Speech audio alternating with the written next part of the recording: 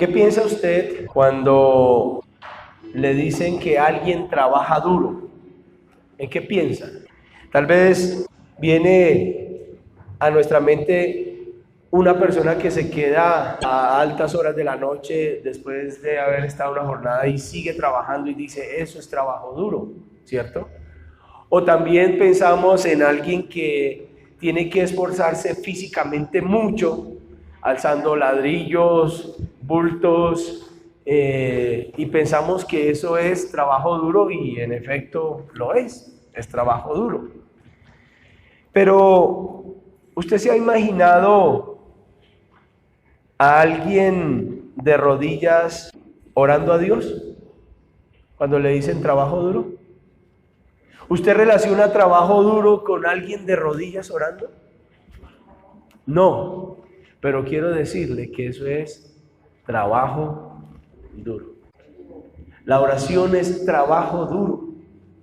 Y no pensamos que eso sea un trabajo.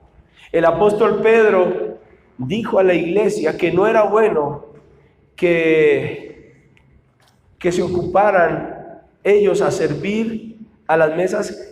No era bueno que ellos estuvieran ahí, que ellos debían estar ocupados en el trabajo duro de la oración y de la palabra de Dios. Así que la oración es trabajo duro. Y hay un hombre en la palabra de Dios que nos inspira y nos muestra que la oración es trabajo duro. Y es Epafras. ¿Han escuchado a Epafras? ¿Saben de la vida de Epafras? En la Biblia hay unos nombres muy raros y este es uno, Epafras. Hay otro que se llama Epafrodito, otro Onesíforo y así. Epafras es un hombre que se convierte para nosotros en un ejemplo porque era un hombre que oraba siempre. Era un hombre que oraba siempre y todo lo que sabemos de él, pues está en la palabra de Dios en unos cortos versículos. Está en el capítulo 1 de Colosenses, el capítulo 4 de Colosenses y por allá en una parte de Filemón en unos versículos. Eso es todo lo que sabemos de Epafras. Pero ¿quién era Epafras? Epafras era un nativo de la ciudad de Colosas y era uno de los fundadores de la iglesia de allá. Se convirtió allá. Y Epafras estuvo con Pablo cuando escribió la carta a los colosenses.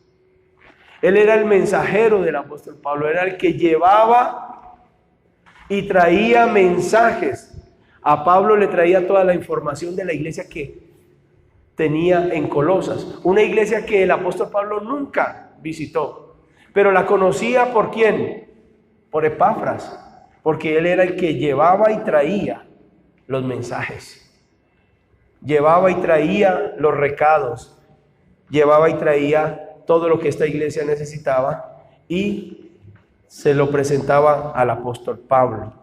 Así que Epafras era un mensajero, era una persona tan sencilla, no tenía muchos títulos, nadie lo conocía, no era muy renombrado, pero tiene mucho que enseñarnos hoy. Y si Dios usó a Epafras, yo creo que puede usarnos a cada uno de nosotros. Dios no necesita gente con grandes títulos, con gran renombre para usar. Yo creo que Dios usa a personas sencillas, comunes, para hacer cosas portentosas.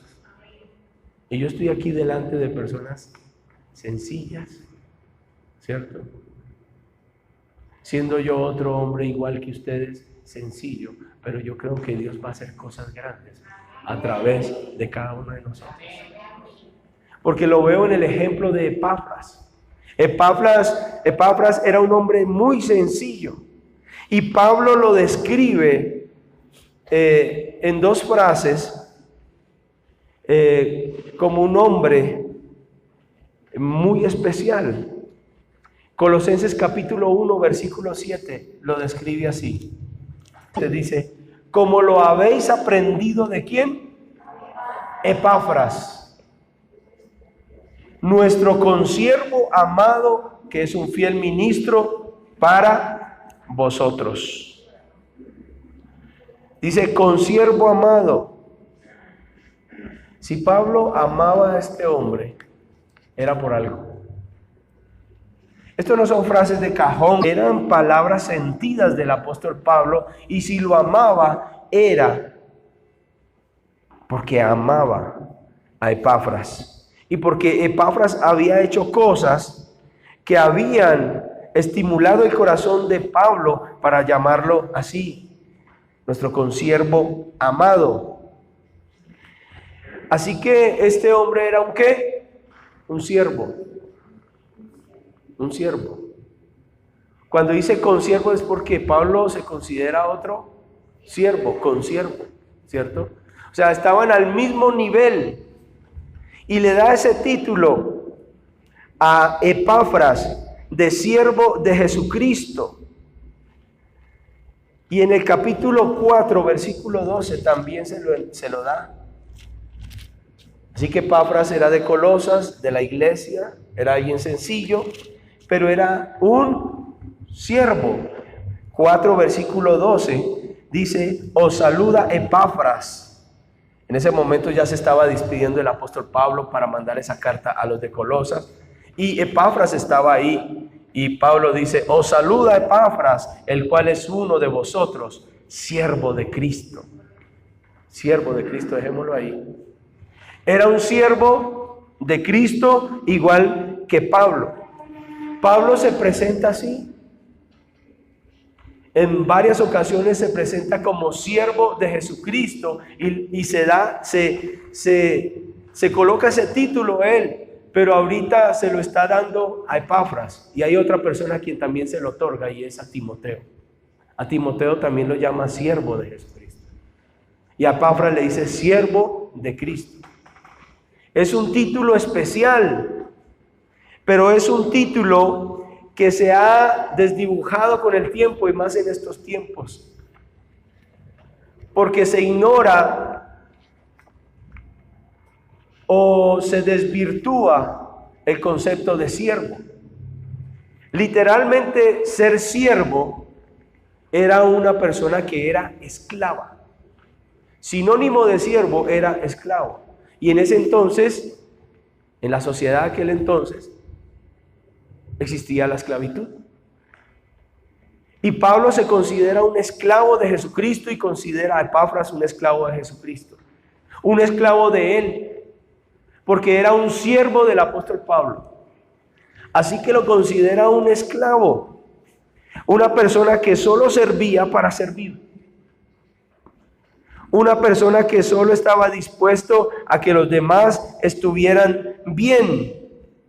Se preocupaba por las cosas de su amo y de los demás, no por sí mismo. Siempre estaba dispuesto a servir. Así que ese es Pablo. Yo tengo que decir algo, hermanos. Y eso es natural, y eso nos pasa a todos. Uno desarrolla un amor mucho más profundo por aquellos que sirven. Yo como pastor, naturalmente, desarrollo un afecto más profundo por aquellos que están dispuestos a servir, que viven para servir. Es imposible no amar un poco más a aquellos que están dispuestos a servir. Dios nos llama a amarnos los unos a los otros, ¿cierto? Dios no ama más a unos que a otros. Pero en el caso de nosotros tenemos esa inclinación. Y aquí está el apóstol Pablo diciendo, nuestro consiervo amado, era un hombre que estaba dispuesto a servir. Así que el concepto de siervo, de servidor de Dios, es muy diferente al que hoy vemos de pronto en este mundo. Es posible que en este mundo hoy alguien le diga, hola siervo de Dios, y saquen pecho. ¿Cierto? Hoy viene con nosotros el siervo de Dios. Y asociamos siervo de Dios como con una cosa por allá alta, ¿cierto? De estatus, ¿cierto? Pero ser siervo es ser un esclavo que solo sirve para cumplirle a su amo y a los demás. Esa era la actitud de Epafras. Era un hombre siervo, como lo era Pablo y como lo era Timoteo. Así que podemos aprender mucho acerca de este hombre, Epafras, a pesar de que tenemos solamente unos versículos corticos acerca de él. Y si Dios utilizó a Epafras, estoy seguro que puede utilizar a cada uno de los que estamos aquí. Aunque no tengamos nombre, aunque no tengamos mucha fuerza, aunque no seamos muy inteligentes que digamos, aunque no tengamos mucho poder, pero Dios usa a sus siervos. ¿Cuántos alaban al Señor por eso?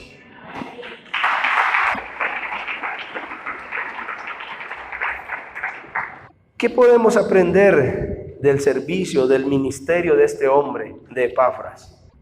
Que era un hombre persistente. Colosenses capítulo 1, versículo 7. Dice: como lo habéis aprendido de Epafras, nuestro siervo amado, que es un fiel ministro de Cristo para nosotros. Es un fiel ministro para nosotros. Era un fiel ministro. Era un siervo, pero que era fiel.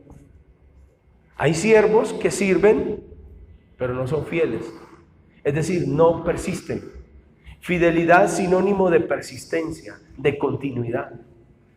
A veces servimos y a veces no. A veces servimos, a veces no. Intermitentemente, no. Este era un hombre fiel, que era persistente en su servicio. Qué testimonio y qué enseñanza para aquellos que servimos al Señor. Epafras se convierte para nosotros también hoy día en un modelo de servicio fiel al Señor.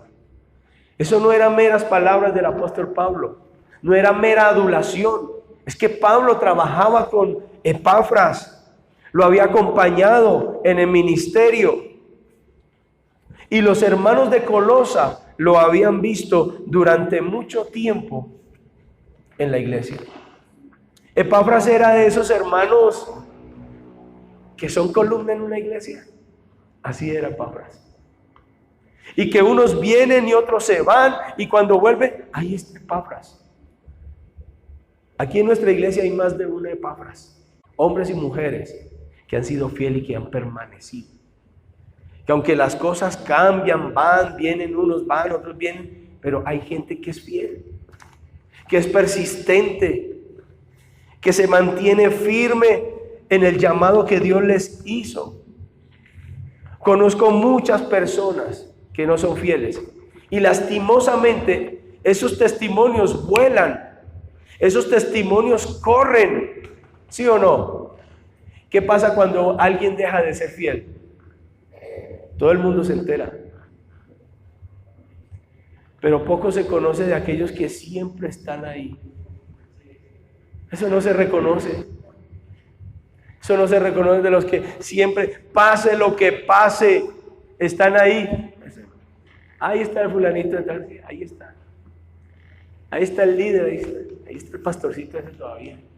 Eso no se reconoce. Pero este hombre era un hombre fiel al llamado del servicio, era fiel al ministerio del Señor, era fiel ministro de Cristo para las personas. La Biblia dice algo: no nos cansemos pues. Escuche estas palabras en Gálatas: no nos cansemos pues de hacer el bien, porque a su tiempo segaremos. Quiere decir que el servicio y el ministerio hace que nos cansemos. Aún a veces el ministerio hasta hace que nos enfermemos. Pero Dios dice: no nos cansemos pues de hacer el bien, porque a su tiempo segaremos. Y aquí vemos un hombre que no se cansaba de hacer el bien, que solo vivía para servir y servir a las personas. Era un hombre apasionado por el servicio a Dios. Y les he dicho en estos días a los líderes, lo único que hace la diferencia es nuestra pasión por Dios. Cuando nosotros tenemos pasión por Dios y su obra, desaparecen las excusas, desaparece nuestra falta de compromiso, porque estamos apasionados. Y aquí vemos a un hombre, Epafras, lleno de pasión por Dios y por su obra, que permanecía, ¿qué? Fiel, fiel. ¿Será que vale la pena entregarme durante tanto tiempo a las necesidades de otros? Sí, vale la pena servir al Señor. Aunque nos paguen mal, aunque no veamos los resultados que nosotros quisiéramos ver, pero vale la pena. ¿Cuántos creen que vale la pena ser fiel en el ministerio? Aquí hay un hombre que luchó y decía con su testimonio, y las personas decían de él que era un fiel ministro de Jesucristo. Lo habían visto trabajar y decían que su testimonio era fiel, que sí vale la pena servir al Señor. Él fue uno de muchos hombres que fueron fieles. Y yo doy gracias a Dios, porque a pesar de tanta apatía, de tanta indiferencia al Señor y al ministerio, todavía hay hombres fieles. Segundo, ¿cómo era Epafras? Y es preciso en la comunicación. Colosenses 1:8, sigamos leyendo. Quien también nos ha declarado vuestro amor en el Espíritu. Dejémoslo ahí. Epafras llevaba razón de la iglesia al apóstol Pablo y a sus colaboradores. Mire, la iglesia de Colosas es una iglesia que ama al Señor, ama la obra y tiene un amor en el Espíritu impresionante. Esa es la iglesia de Colosas. Así que Epafras era ese mensajero que llevaba y traía y comunicaba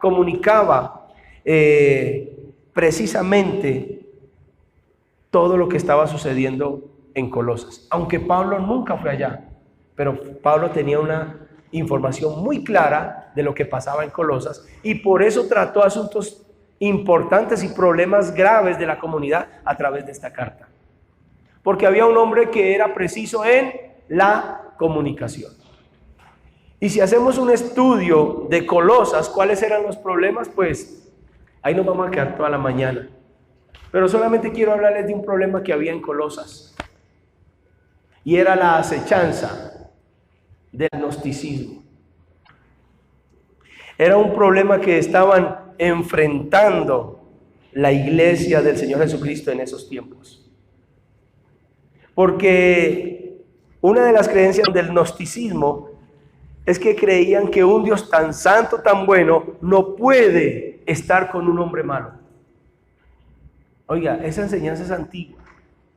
Y sabe, esa enseñanza hoy día está bombardeando las mentes de nuestros jóvenes y de la iglesia, en las universidades, en los colegios.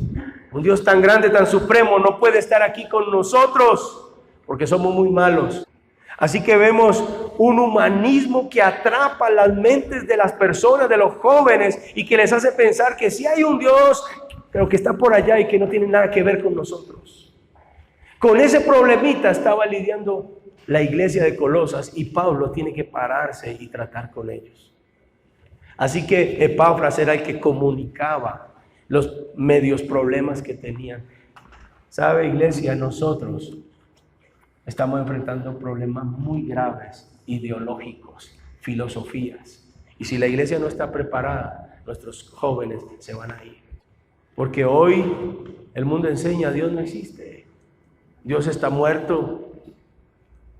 Otros enseñan, bueno, sí, Dios existe, pero no hay necesidad de relacionarse con Él. ¿Para qué? Si Él es Dios y Él todo lo hace y tiene una soberanía y Él hace como quiere, desvirtuando la enseñanza poderosa de la verdad. Así que con ese problemita está lidiando la iglesia de Colosas. Y ahí está Epafras, un hombre que comunicaba, un hombre que discernía los problemas de la iglesia. Como iglesia nosotros debemos discernir muy bien los problemas que nos amenazan para poder hacer frente. Y ese era Epafras, un hombre que comunicaba muy bien la problemática y buscaba la solución a los problemas de la iglesia. Así que como iglesia debemos estar preparados para eso. Epafras se convierte en un modelo para que nosotros imitemos. Hay varias cosas en el versículo 12 del capítulo 4 de Colosenses. Dice así: os saluda Epafras. Y mire lo que dice Pablo acerca de él.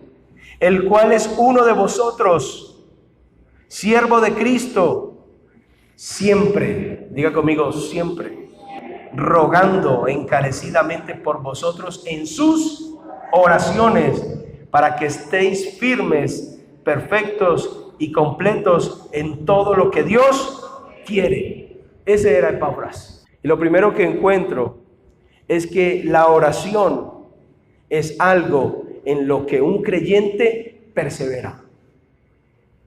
Según la Biblia, y para los creyentes genuinos, la oración es algo en lo que ese creyente persevera.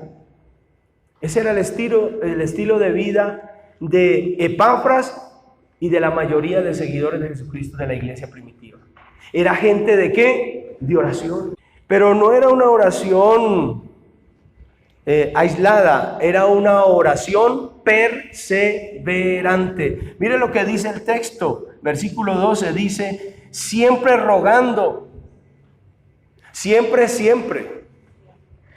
en todo tiempo. La iglesia se reunía todos los días a orar. ¿Dónde? En el templo. ¿Dónde? En las casas. Pero siempre se reunía. Obviamente hay que decir que eso era la oración con los hermanos. Por supuesto que había una oración íntima y personal. Ninguna de las dos podemos sustituir. La oración es un insustituible.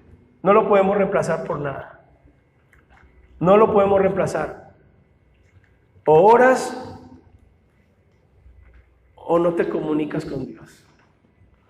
Tenemos que orar, pero no orar común y corriente, sino orar persistentemente. Eran perseverantes en la oración.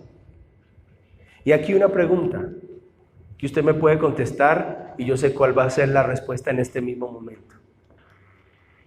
Sé que será una respuesta sí, pero les voy a preguntar, ya sé que me van a decir que sí, pero les voy a preguntar, ¿usted ora? Sí. Pero le voy a hacer una pregunta que puede ya cambiar. ¿Usted ora perseverantemente, es decir, siempre, todos los días, mañana, tarde, noche, sí o no? Y entonces ahí ya varían las respuestas. No se trata de orar, se trata de orar perseverantemente, y esa es la práctica de un cristiano verdadero y vibrante y apasionado y victorioso. Así que este era un hombre que oraba ¿qué? Siempre. Y ahí está la diferencia. A veces leemos un buen libro acerca de la oración, ¿cierto? Escuchamos un sermón poderoso de parte del pastor acerca de la oración, nos ponemos en lista, ahora sí vamos a empezar a orar, ¿cierto? Y a muchos inclusive el impulso les llega hasta salir de la puerta. Hasta ahí llegó la emoción. Otros de pronto al otro día, bueno, a lo que vinimos. Y pasa el tiempo y viene y se presenta algún problema. O puede ser alguna distracción. A veces las vacaciones hacen tanto daño a muchos hermanos porque salen de vacaciones, pero también salen de vacaciones espirituales. Y dejan de orar, dejan de estar en conexión con el Espíritu Santo. Y eso afecta. Así que no se trata de orar.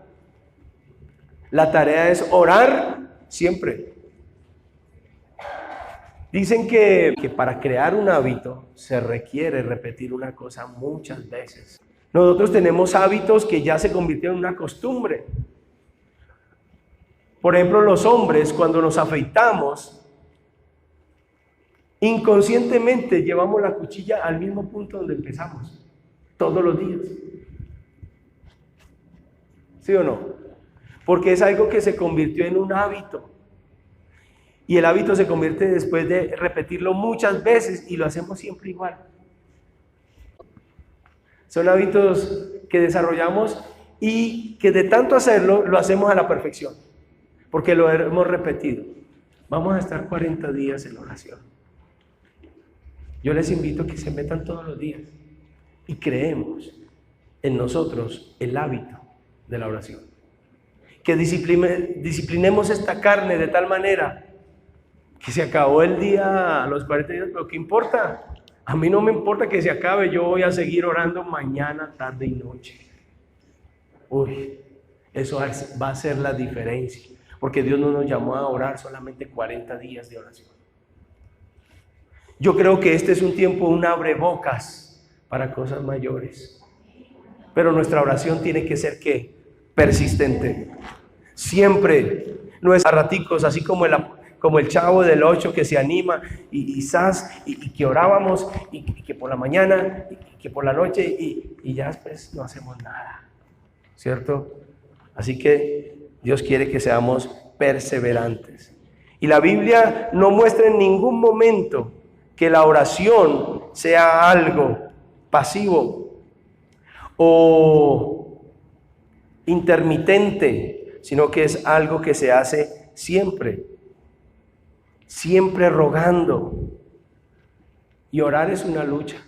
Tenemos que decir que la oración es una lucha, es un conflicto. Y la Biblia no dice que es fácil tampoco. La oración es algo que exige el mejor esfuerzo de nosotros. Nos toca esforzarnos. Nos toca disponernos. Otra cosa que había en la oración de Epafras, que siempre oraba, persistente, pero dice en el versículo 12, dice: os saluda Epafras, el cual es uno de vosotros, siervo de Cristo, siempre rogando encarecidamente. Esa palabra encarecidamente está hablando de intención, de algo que se siente, ¿cierto? Y también dice en el versículo 12, porque ahí están los principios, dice rogando encarecidamente, rogando. Eso de rogar está hablando de una oración ferviente. La oración de Epafras era como ferviente. Era una oración de ruego. Era una oración que salía de las entrañas, que era una oración ferviente. Yo entiendo que hay tipos de oración y uno tiene que saber cómo orar en ciertos casos, pero la oración debe ser fervorosa, ferviente. Es preferible estar con un fervoroso que no sepa mucho, con alguien que sepa mucho que no tenga fervor. Hacen mal los fervorosos. Dios no nos llamó a escudriñar los pasos de la oración, los niveles de la oración. Dios nos mandó a orar. ¿Ya? ¿Cómo se debe orar? En nombre del Padre, en nombre del Hijo. Sí, son cosas, pero lo que Dios quiere es finalmente que oremos y que nuestra oración sea fervorosa, apasionada por la presencia de Dios. Eso hace la diferencia. Y Dios puede perdonarnos a nosotros la falta de inteligencia, la falta de programas, la falta de habilidades, pero lo que no nos podrá pasar por alto es la falta de oración fervorosa. Así que yo les animo que nos metamos en el fervor de Dios y entonces veremos cosas maravillosas. Debemos, según este versículo, ser fervorosos, pero también orar con intensidad. Cuando dice rogando encarecidamente, está hablando de intensidad. Encarecidamente es estirar, alcanzar, entrelazar. Eso es lo que quiere decir encarecidamente. O sea, él está llevando su ruego a lo máximo. Señor, por favor, derrama un avivamiento en medio de nosotros. Hay muchos textos donde nos habla de oración encarecida, de esa intención, de esa emoción. ¿Ustedes han orado con emoción? ¿Han orado con emoción? Algunos son más emocionales con otros. Y no está mal. Lo malo con las emociones es que se queden las cosas en emociones. Pero las emociones Dios nos las dio. Y Dios quiere que metamos nuestras emociones a la oración. Que seamos fervorosos, pero que haya emoción. Que haya toque, que haya quebranto. Que de verdad toque nuestras fibras el saber que nuestra familia está fuera sin Cristo, de nuestros amigos, de que hay gente que no tiene a Cristo. Eso tiene que vibrar en nuestro corazón. Si no vibra, bueno, algo pasa en nuestros corazones y necesitamos un avivamiento para que nuestro corazón vibre y tengamos ruegos, tengamos una oración que estire, que diga: Señor. ¿Cuántos han llorado literalmente por la salvación de su familia? ¿Cuántos han llorado por la salvación de un esposo, de un hijo, de una esposa? Pues eso es lo que Dios quiere que tengamos siempre en nuestra oración. Ruegos encarecidos a Dios. Que nos duela, que clamemos. Y cuando uno se mete, mire hermanos, eso llega porque llega. Ese dolor por los demás llega. ¿Cuántas veces nos hemos quebrantado aquí llorando por la iglesia? Para que Dios, por favor, derrame un avivamiento en nuestras vidas. Derrame su presencia en nuestras vidas. Otro, debemos orar de acuerdo a la realidad. Porque Epafras oraba de acuerdo a la realidad que estaban viviendo. Mire lo que dice el versículo 12. Siempre rogando encarecidamente por vosotros en sus oraciones, para que estéis firmes, perfectos y completos en todo lo que Dios quiere. ¿Oraba para qué? Para que estuvieran firmes y completos en todo tiempo. Así que Epafras oraba por la necesidad de la iglesia. ¿Y cuál era la mayor necesidad de la iglesia? Firmeza. ¿Por qué? Por la filosofía que había en el mundo, humanista, el gnosticismo, esa creencia que Dios no estaba con ellos. Así que Epafras oraba de acuerdo a la realidad de su entorno. Ustedes sabían que en estos momentos hay hermanos que están listicos para crear una herejía nueva. Hay que orar por eso. Porque necesitamos la presencia del Espíritu Santo que gobierne los corazones. ¿Sí? Que tome el control de las vidas. Yo le he pedido a Dios muchas veces sabiduría. ¿Cómo hago para ser un pastor que pueda responder a las necesidades, por ejemplo, de los jóvenes hoy? Lidiar con jóvenes no es fácil. Porque salen con unos argumentos que uno dice, definitivamente se les está torciendo la mente. Así que debemos orar, iglesia, por la realidad que estamos enfrentando. Amén. Así como Epafras oraba para que las personas fueran firmes, perfectas y completas en todo lo que Dios quería, así debemos orar nosotros. Y que Dios nos dé sabiduría.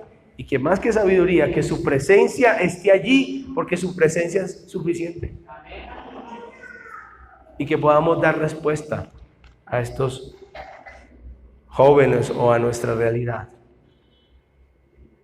Y por último, Epafras nos enseña a ser solícitos en oración por las personas. El versículo 13 dice: porque de él doy testimonio, dice Pablo, de Epafras, de que tiene gran solicitud hacia vosotros y por los que están en la Odisea y los que están en Hierápolis. Eran 3 ciudades que estaban pegadas, pero Epafras era una persona que estaba disponible y dispuesto y solícito por las personas. A veces nuestras oraciones son egocéntricas Y cuando uno ve el Padre Nuestro, usted lee el Padre Nuestro ¿cómo? En singular. Padre mío que estás en el cielo, santificado sea tu nombre. Dame el pan mío que necesito. Así habla él. Una oración en plural. Una oración que no tiene nada de egocéntrica. Una oración que está clamando por los demás. La única manera que podremos hacer la diferencia en esta tierra es dependiendo de la presencia del Espíritu de Dios, de su palabra, de una entrega total. Y para eso es este tiempo. Una entrega espiritual, una entrega sin tanta cosa, sino de una manera sencilla. Y entonces vamos a ver cosas maravillosas. Señor, aquí estamos en tu presencia. Hay tantas cosas que nos ofrece allá afuera, Señor, que son tan espectaculares, tan llamativas. Pero lo único que producen en nosotros es viento. Lo único que producen en nosotros, Señor, es vanidad. Pero tú nos estás ofreciendo algo más sublime. El que quiera salvar la vida la perderá, pero el que pierda la vida por causa de ti la hallará. Ayúdanos a encontrar, Señor, cada día tu presencia.